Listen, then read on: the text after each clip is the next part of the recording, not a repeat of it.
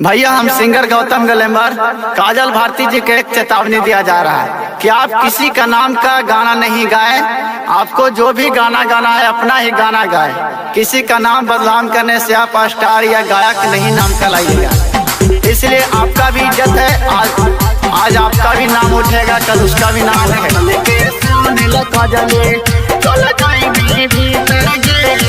दूसरा के नाम पर गावा ही गाना मांगे, दूसरा के नाम पर गावा ही गाना मांगे।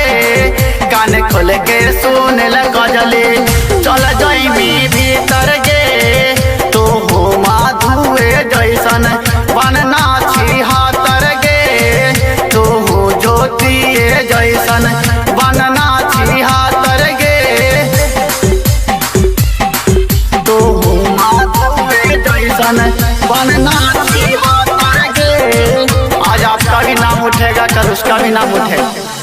अपने आप के बोझा ही बड़का गायक गे।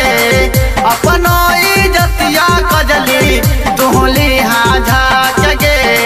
मगही के नमवा तू करही बेकार गे।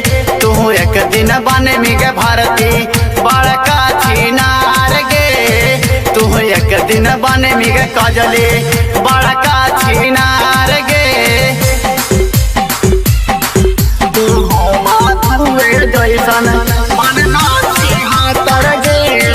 आज आपका भी नाम उठेगा, कल उसका भी नाम उठेगा। लगा कि बाबा माई के तकिया काटई मिह गे। गाँव घर में माई बाप के नमवा हासई मिह गे। कहा कहो गौतम गलेम्बर सुधर ले चारी तर गे। कान खोल के सुन ले कजली तू जैमी भीतर गे। तू हो ज्योतिया जैसन बनना